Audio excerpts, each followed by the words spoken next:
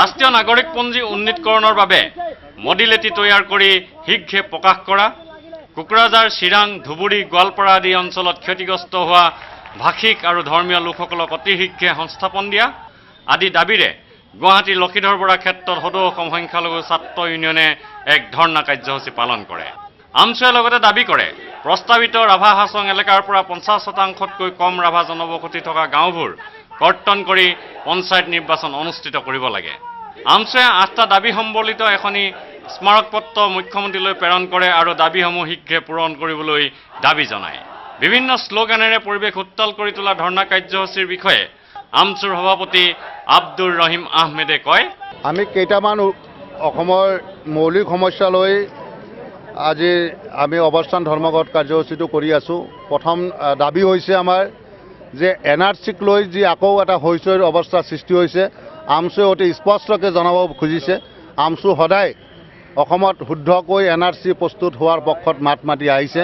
আমি এতিয়াও দাবী উত্থাপন কৰিছোঁ চৰকাৰক যে গোটেই অসমত একেলগে অহা লোকসভা নিৰ্বাচনৰ আগত যুদ্ধকালীন তৎপৰতাতে NRC প্ৰস্তুত হ'ব লাগে অসমৰ প্ৰত্যেকখন জিলাত। আৰু এই NRC হ'ব লাগিব 1971 চনৰ 25 মাৰ্চক ভিত্তি কৰি। 1951 চনৰ NRCৰ কথা যি বাৰে বাৰে কৈ থকা হৈছে, আছুৱে যি চৰকাৰক চুটলিপি পৰাই আছে, তাৰ ভিত্তিত যদি 1951 চনৰ NRCখন প্ৰস্তুত কৰিব খুজিছে, উন্নীতিকৰণ কৰিব খুজিছে, এই ক্ষেত্ৰত আমছুৰ স্পষ্ট মতবিৰোধ আছে। গতিকে আমি সেইকাৰণে কৈছোঁ 1971 চনৰ 25 মাৰ্চক ভিত্তি কৰি সৰ্বভাৰতীয় আধাৰ নীতিৰ ভিত্তিত NRC হ'ব লাগিব আৰু এই ক্ষেত্ৰত সকলোৰে নাম, সকলো স্বদেশীৰ নাম অন্তৰ্ভুক্তি হ'ব লাগিব। এই ক্ষেত্ৰত যদি ডি ভোটাৰসকলৰো 1971 চনৰ 25 মাৰ্চৰ আগৰ শুদ্ধ নথিপত্ৰ আছে, সেই ডি ভোটাৰসকলৰো NRCৰ অন্তৰ্ভুক্তি হ'ব লাগিব। এইটো হৈছে আমাৰ প্ৰথম দাবী। দ্বিতীয়টো দাবী হৈছে BTCত এতিয়ালৈকে 3000 শৰণাৰ্থীয়ে সংস্থাপন পোৱা নাই।